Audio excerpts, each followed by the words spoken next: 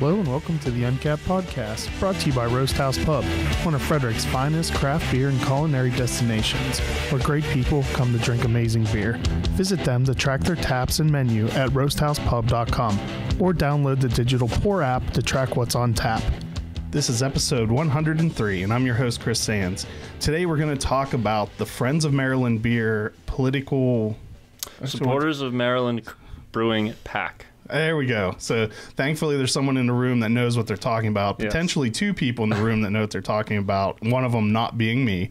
I will let the two people who know what they're talking about introduce yourselves, where you're from, and then we'll start off.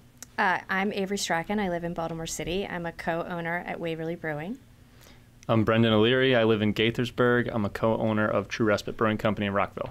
All right, so now let's get the real actual name one more time, because that's not what your Facebook page says. So I'm not going to take full responsibility for the name being wrong. It should be what our Facebook page says. The Supporters of Maryland Brewing PAC. You're right. I'm an idiot. That is what it says, and that's what Graham wrote in the description. So good. Those are your words. Yeah. Well, and accurate. So I guess a good place to start would be just, what is that? Yeah, that's a question that I think desperately needs to be answered. We're finding that is causing confusion among the folks that are most affected by it. So the Supporters of Maryland Brewing PAC is a political action committee. It's a legal entity that allows us to directly contribute funds to the campaigns of individual politicians. It's the only avenue that the brewers have to affect political outcomes in that way. Like BAM can't, for example. And I was going to say, and that's because I assume BAM is a 503c, or is pretty sure however they are formed and operating, they cannot legally make donations to. Right. The structure says that PACs and super PACs are who can make donations, and then so all the money that is going to go into politicians' pockets has to go through PACs. All right. So this was formed by, like, off to the side with BAM, or is there no affiliation to BAM? It's just the member, because you're all brewers and members of BAM.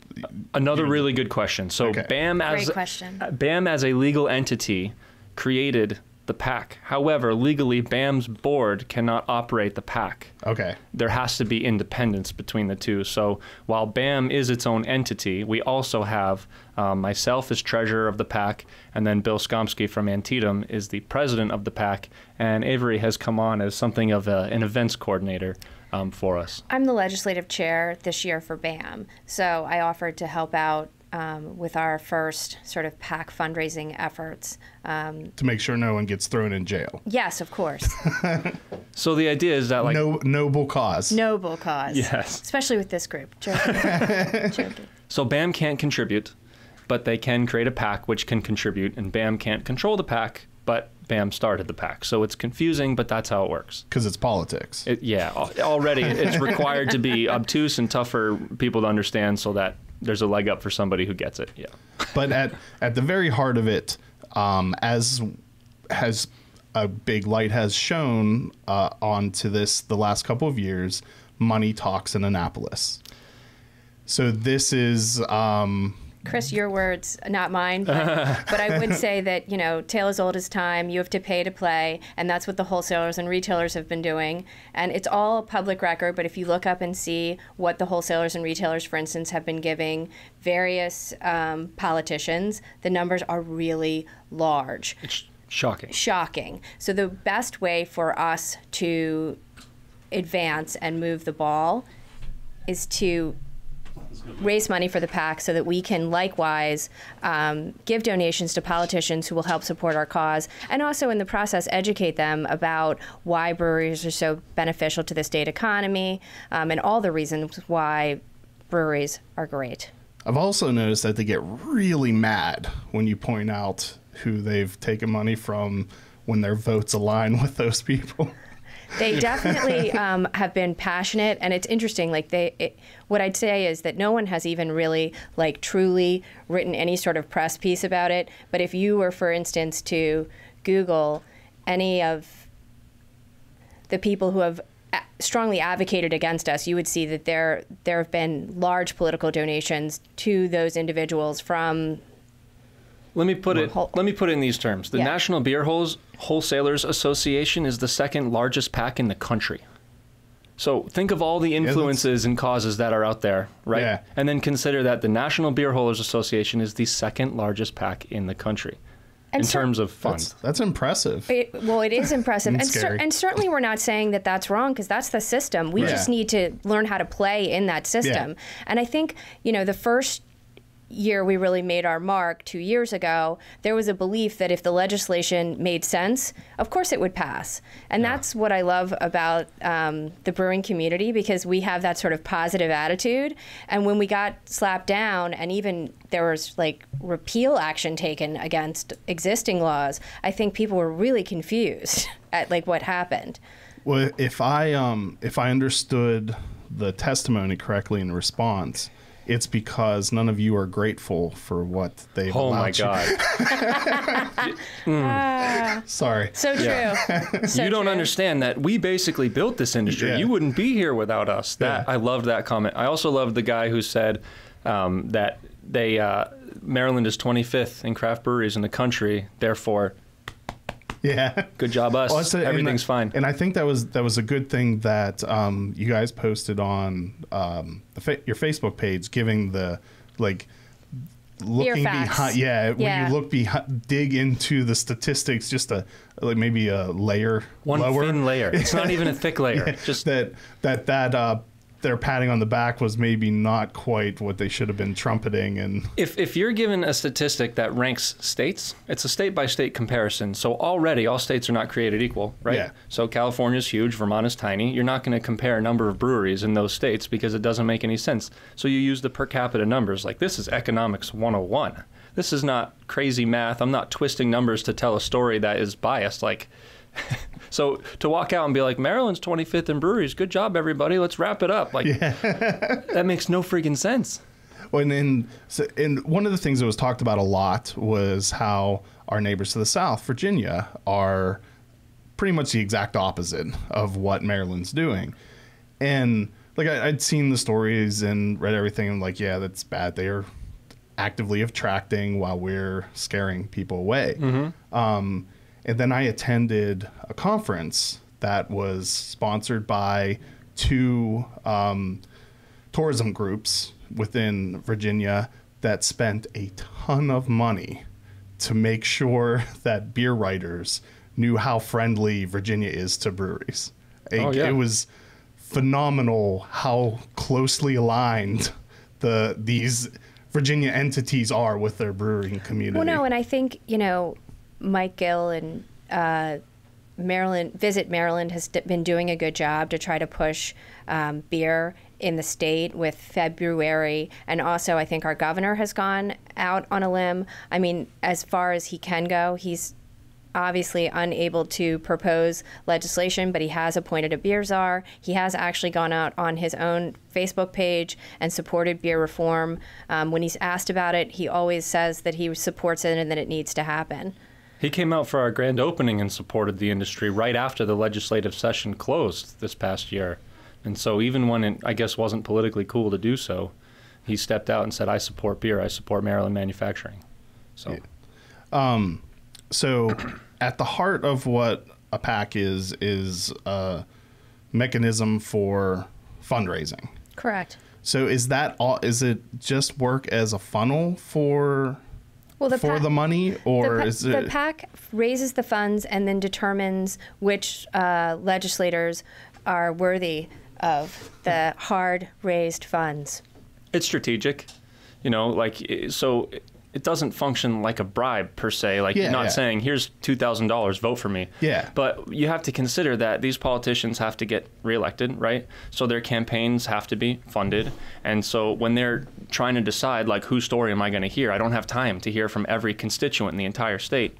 And they start saying, well, this person's important because they've supported my campaign, so I'm going to sit down and at least take a listen to what they have to say because, this is important to them. And, I at least owe them an ear. You know what I mean? So the less ugly way to look at it is that you're those donations from anyone isn't a way to secure a vote or like a tit for tat type of donation. It's more of getting an audience. That this person, like, more of a, like, you rise to the top of the noise. That's an excellent metaphor. That's how it's supposed to work. Now, us complaining about the beer wholesalers being the second biggest pack, obviously they rise higher above the noise than their others. amplifier's a little better. Yeah. So, and that's what we're up against. That's why it's so important for us to be able to compete at all, because we have been dead silent on that spectrum up until now. Well, and I mean, I think it's important to tell the truth. Like, because our PAC is so new,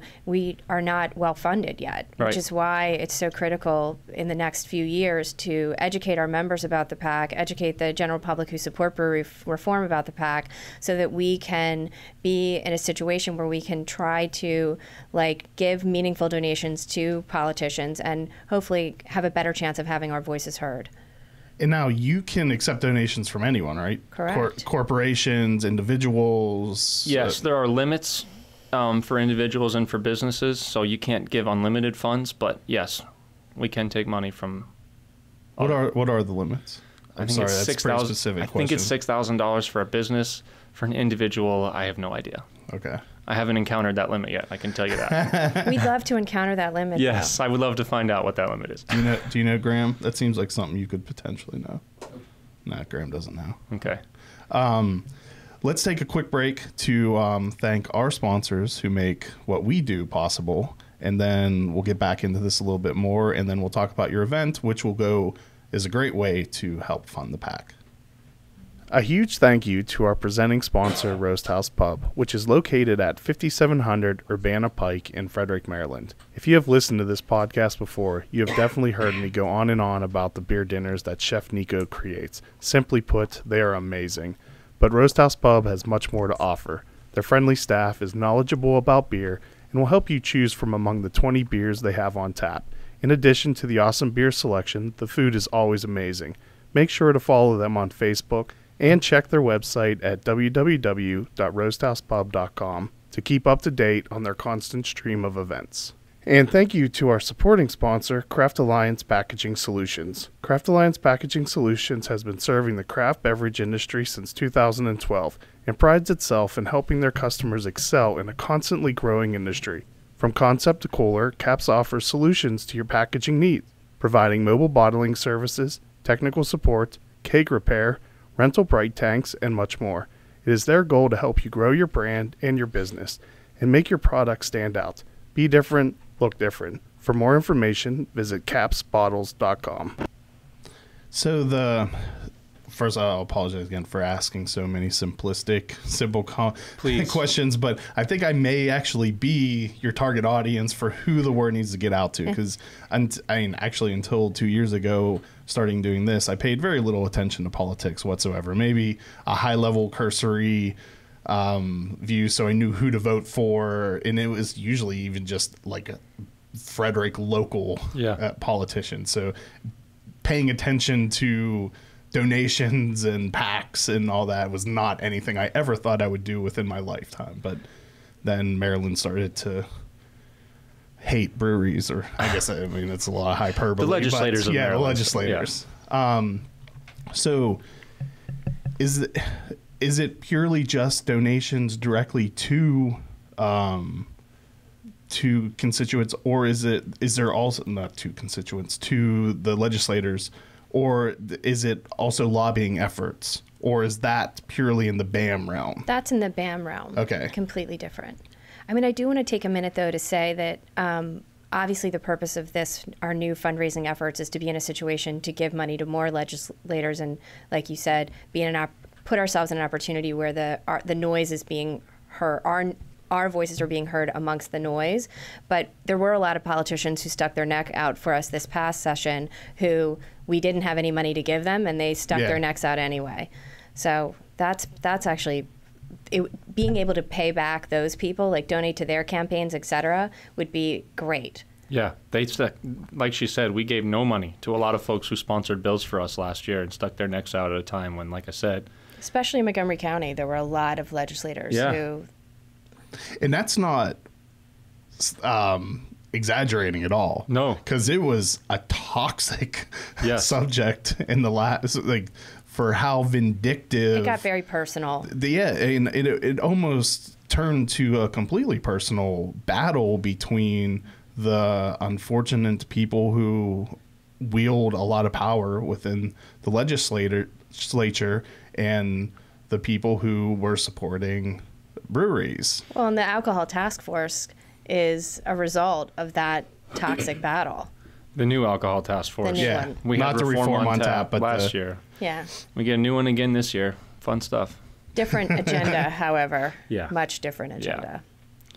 So I think like it's not exaggeration at all to say that those people that were the legislators that were supporting BAM and the breweries were going against the power players in the legislature. No question. Absolutely. Yeah.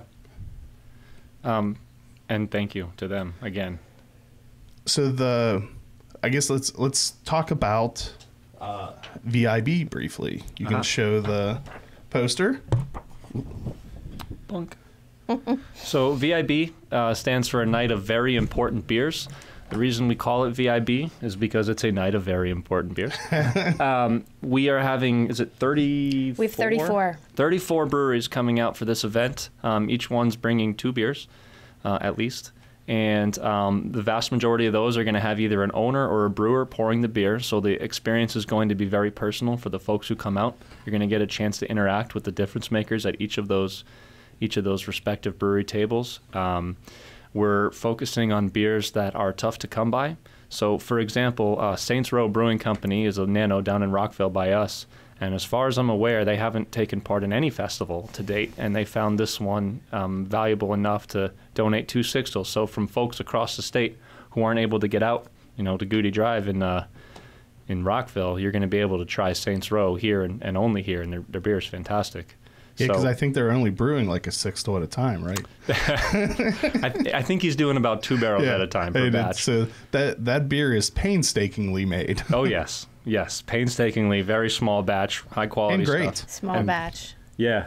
So, and it's going to be available at our festival. So it's a unique opportunity. And they're not the only ones that way. It's just an example I use. So a lot of really interesting beers, an opportunity to meet a lot of folks who are influential in the culture of Maryland beer. You could take home a really nifty looking glass.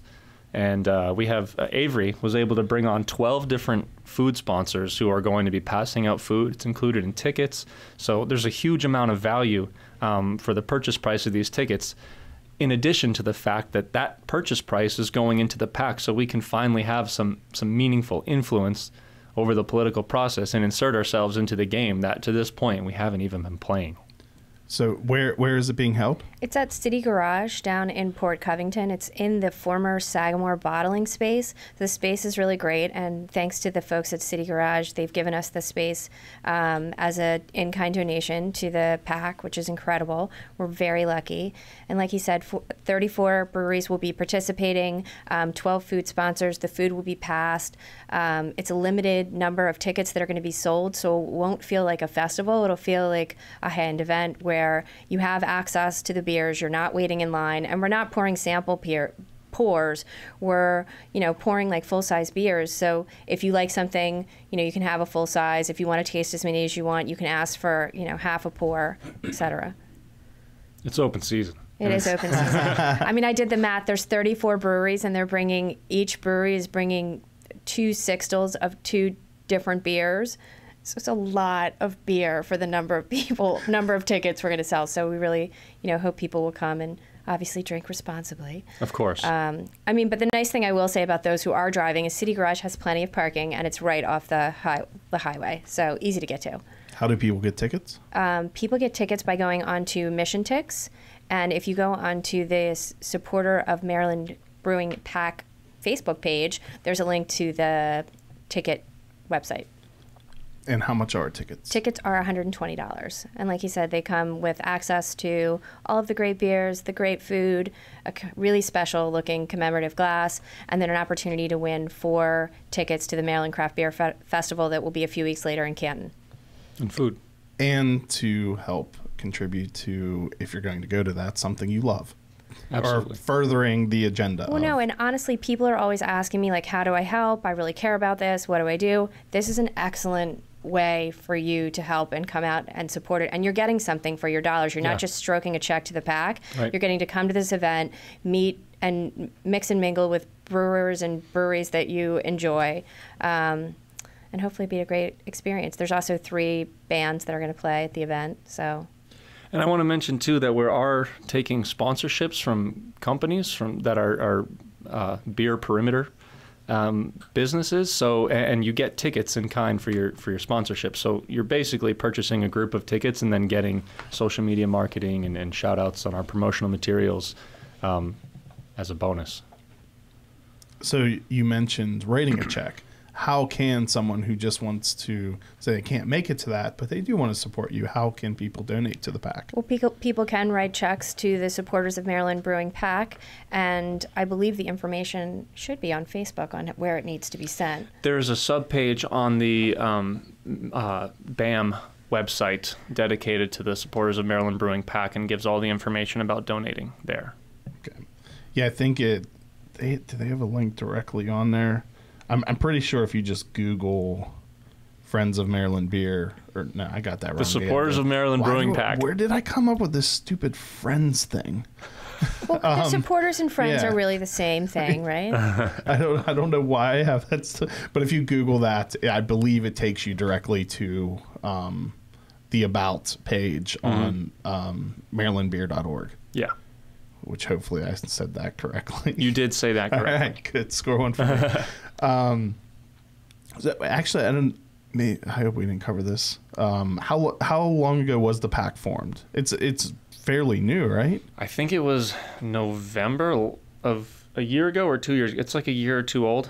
Okay. We have almost no money at the moment. No money. I mean, I'm not kidding, flat broke. The fact that we're able to pull off an event like this has really just been because we've had met incredible people who are willing to give their time and their services, their food, whatever they can offer as in-kind contributions to the PAC to try to make this work. That's not the only reason why Avery has kicked massive amounts of butt getting all these people on board. Like, she is spending more time on this than I don't know how you sleep. My friend called me a social bully. Lots of bullying, lots of not being afraid to take no for an answer, and I want to touch on this, I personally in my life I give out lots of favors. It's a favor factory. And you never know when you might need something. And I've called in a lot of personal favors to try to make this work. But I think it's important to note that breweries are incredibly charitable. I mean, I know, just speaking from Waverly, like, we get countless requests to give beer to charity a day. And we rarely, if ever, turn anyone away. And that is across the board with almost every brewery.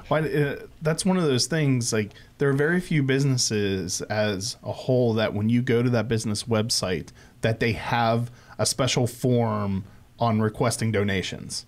Like, that's something I've noticed, like, for how many brewery websites I look at, like, the number of them that have a way for you to request a donation from that brewery is astounding. We get a remarkable number of requests for beer for all kinds of different charitable events and causes. And this is, we're not, because of the laws being what they are right now, none of us are rolling in the dough from this industry yet. And so we're giving away this beer at a loss. And we're doing it because we love our communities and we want to support our communities. And now it's our turn to say to all the people that we ever gave beer to, and imagine all the breweries in the state and how much beer they've given away, please come and buy a ticket to our event. Actually, that reminds me of a quote from your business partner, Greg. He's a quote machine, by the way. I think you were with me, Graham. We were at Monument City and talking to Greg and Ken, and they were saying that you don't open a brewery to make a lot of money. He's like, I haven't made a lot of money, but I've made a lot of beer. And no, it's a labor of love. Like, the people who are in this industry love beer, love making beer, love the community that surrounds beer. I mean, it's a special community of people that are involved in this industry. That's what drives us, is sharing beer. I mean, ultimately, if you were to boil it down to one single statement, like, what do brewers love to do? Share beer. speaking of sharing beer, and let's stop talking about politics for 1 second. Let's talk about what we're drinking, because this is absolutely delicious. It really is delicious. Thank you. This is Haze Babe. It's a hazy New England style IPA from my brewery at True Respite. We used literally 0 bittering hops. This is double dry hopped with Matueka, Azaka, and Wakatu hops. So it's like a delicate tropical blend. No harsh lingering bitterness. There really isn't any bitterness at all. Yeah. It's delicious. And this is one of the hoppiest beers we've ever brewed, but just the way we treated them, like What's the ABV on that one? This one is 7.2, I think. 7.1, 7.2. Woof. It'll jump up and bite you if you let it. I've only had a little bit of it. Just a tiny sip for you. We have the goats here, too. We do. Yeah, Greg wanted to make sure that you got some goat. Greg knows my affinity towards goat. Towards the goat, yep. Because it is absolutely delicious. What do we have? We have double peach. We have double blueberry by special request. You know, you might as well make it a double. Yeah, there's no reason to stick with a single. Yeah, the blueberry is my favorite, although the peach is really good too. Super peachy. Peach beer is really good. It's I feel like it's a hard, speaking as someone who knows next to nothing about brewing, a hard flavor to really nail in a beer. But when a brewery gets it right, it is really good. And I haven't had the peach one yet. Well, good. I'm glad I brought you something so you haven't had. I'll reserve judgment for the peach one. Okay, but I know the single blueberry was phenomenal. Yeah, the so doubles. I'm assuming that's going to be twice as good. It actually tastes the same, so it's still excellent, but just, twice the impact. So, I mean, this is a little bit outside of the specific PAC discussion. So if we don't want to get into that's fine, and just say so. But what would you say is the number one issue that needs to be addressed this coming legislative session? For brewery reform? Yeah, for brewery reform. Well, we actually sent out a survey to our members, and I'm not familiar with the absolute details of where all the numbers fell in, but I know that franchise was something that was at the top. So we haven't made any decisions about what we're going to do in this session yet. We're waiting to see what happens with the alcohol task force. And, we want to be very measured about how we approach this session, given what's happened the last 2 years. Franchise laws, if you're not familiar, franchise laws are what dictate the terms of breaking contracts once you've signed with a distributor. Yeah. So they're very, very, very strict in Maryland in favor of the wholesalers. And I've talked, I think, on a few podcasts and a whole lot today, making the wholesaler sound evil. And I do want to take a second and say that their role is absolutely necessary. Because and from a certain standpoint, franchise law makes 100% sense for them. Well, for them, of course. Well, no, I mean, even from your side of it, but not directly to craft brewers, because you're gonna have to explain yourself here. Yeah, because it sounds like I'm going against everything that craft beer fans believe. But I believe BAM has even made the argument, and that's why they settled on the provision for a barrel limit on franchise law. Because if, say, Coors Miller or someone was no longer beholden to franchise law and then could just walk away from a distributor, even though they own parts of most of them, that would put that distributor out of business entirely. So I think in that relationship, I got to ask you though, what other industry do you not have to compete in order to stay in business? How much sense does that make?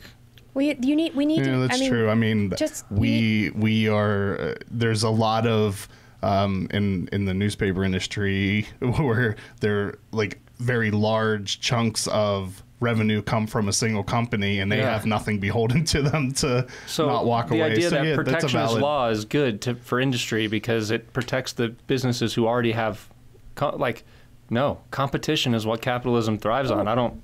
And he's exactly right. And it's the idea of an unbreakable contract. There's no end game or out clause. Well, so it's breakable. It's just they're not going to sell any of your beer for 180 days. And they're going to sue you. I mean, it might be breakable, but very rarely are any of these contracts broken. Okay. I mean, most of the time you're stuck. And if the distributor says, you know what, I know you really feel strongly about this peach sour, but we don't like it and we're not going to sell it, you're stuck with that decision. SOL. Yeah. So, well, I mean, I guess I just don't.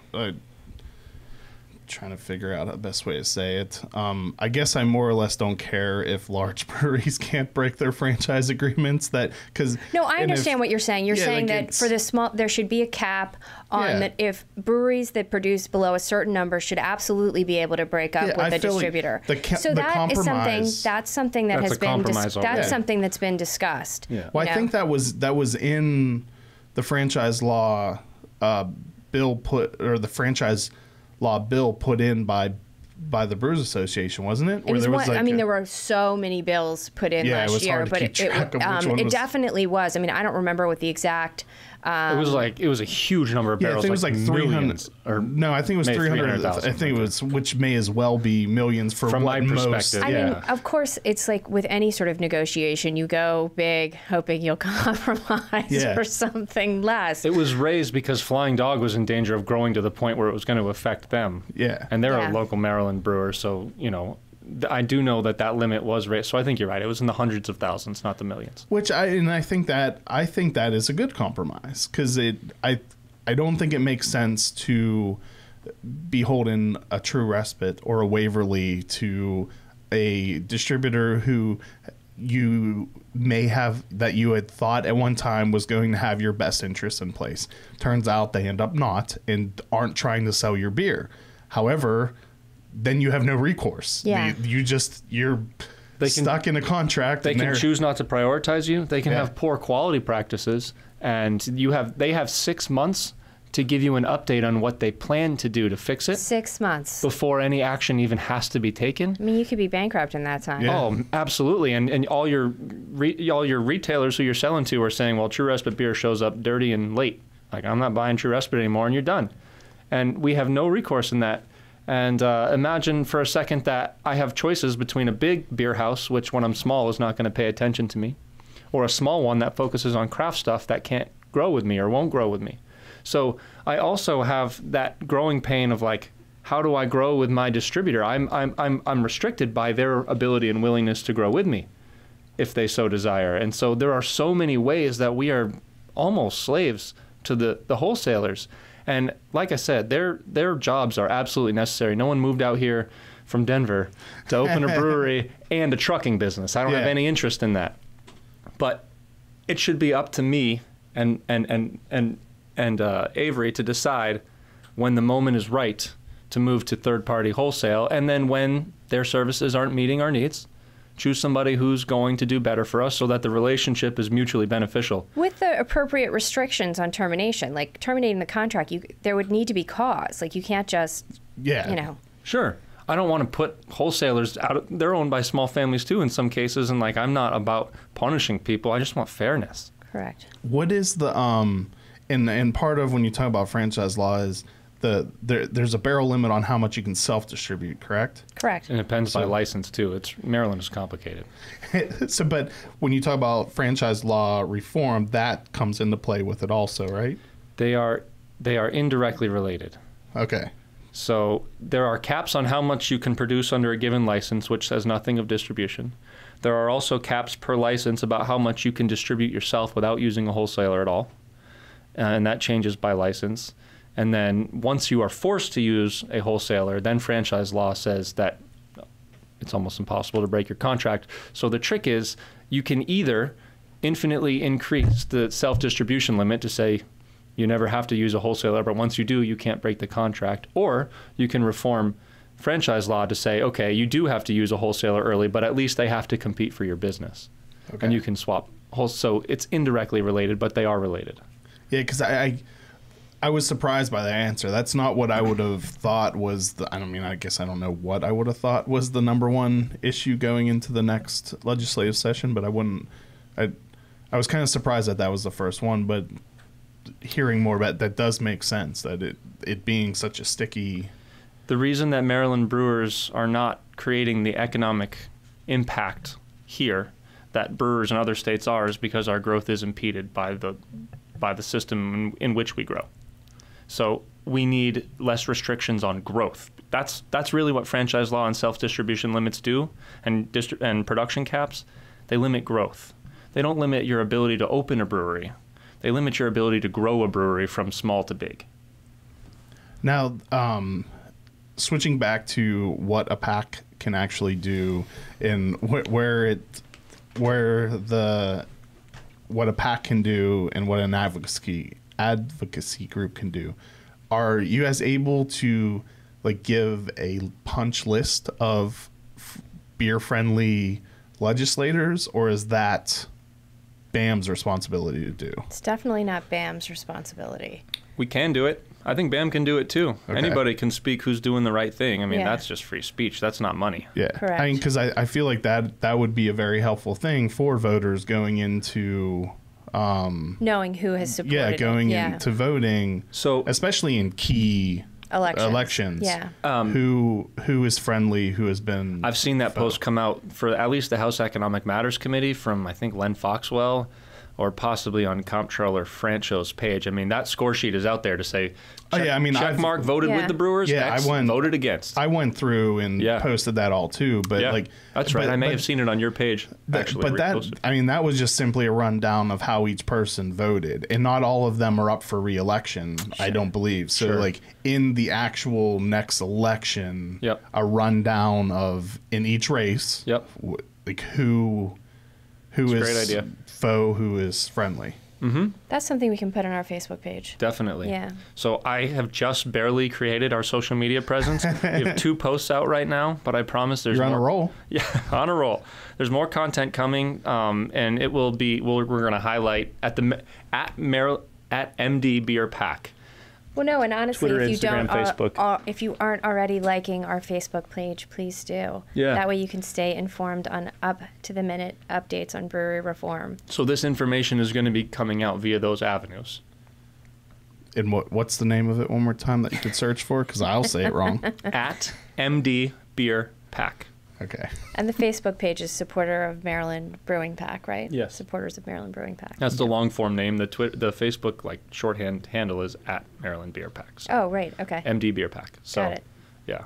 Which I found for some reason, sometimes Facebook just refuses to find that. Yeah. Like when Really? you're when you're trying to tag places and posts, like you'll type out exactly what the short form name for the page is, and it just refuses to make it so that it can be tagged. But it's just because I hate Facebook. And that may be why, because they know that about me. It's actively working against you. He says while he streams on Facebook. Yeah. Well, on YouTube also. And they're not against me. And Twitter. Yet. Totally. Yet. All right, so let's give one more rundown of all the information. And before that, is there anything else you want to cover? I think we've done a good job of explaining You've what. been an excellent host. Thank Yes. you. And you've I asked appreciate really that. thoughtful questions. You've So asked thank the you. perfect questions, because these are the questions that the folks on the other side of that camera are going, why do I care? Why does this matter? And that's really like a huge, yes, we're trying to pitch VIB. Like that is the primary avenue for us fundraising for the PAC and going to make the biggest influence for us. But before people even decide to buy tickets, they keep asking themselves, why do I care? Yeah. And that's the question we're trying to answer today. So thank you. You've done a great job helping guide us through that process. Well, you're welcome, and I appreciate you coming in to talk about it. Yeah. Because I also wanted to know why. I mean, I had a vague idea why, but I also... I feel like you're more knowledgeable than you admit. Nah. I'm a good actor. Very good actor. So let's give... If there's nothing else we need to cover, let's give one more rundown of how to support, where to support, and dates, times, tickets, all that information. Well, the event is October 6th at City Garage in Baltimore City. The tickets are being sold on Mission Tix. You can find the link on our Facebook page. The time is 7 to 10. Ticket price, $120. As already stated, lots of value to that ticket price. Unlimited food, unlimited beer, beautiful glassware, So much beer. So much beer. So More beer much than we beer. will ever possibly drink. From all over the state. So it's an opportunity for you to come and drink beer from all over the state. And if you go to marylandbeer.org, and I'll link directly to this too, hover above About BAM. The first option is Supporters of Maryland Brewers PAC, and that gives all the information for donating and further information of what the PAC is and what it's doing. That's right. And if you can't buy a ticket and come to our event, feel free to write a check. We like your checks too. And that page tells everyone how to do that in a very convenient way. Mm-hmm. Yeah. I think you can contribute directly from the page there if you go all the way down to the bottom. I do think you're right. I think there's an internet web option. So let's look. No. Actually, there is something I'd like to add. One of the biggest holdups I had about being involved with the PAC from the beginning is like the ethical or moral side of the role of money in politics. That's something that really made me gnash my teeth. So like Avery covered earlier, that these are the rules of the game and these are the rules we have to play by, which is 100% true. But for me personally, I hated that these are the rules. You know, the role of money in politics has evolved over time. And so when I was asked to be treasurer of the PAC, I had to spend a lot of time thinking about that, because it was like, I hate the idea that PACs have to exist. You know what I mean? And so I have taken my role as treasurer very seriously, because it's important to me to make sure that everything stays above board, that we're doing things the right way, that we play by the rules, and that there is no expectation of quid pro quo, that I'm not advocating irresponsibly for things that are tangential or unrelated to the PAC at all, that the money that goes into the PAC here is being taken care of by somebody who is cynical about the process in the first place. So, and I think that's an important thing to make, because I have the best interests of the beer industry at heart.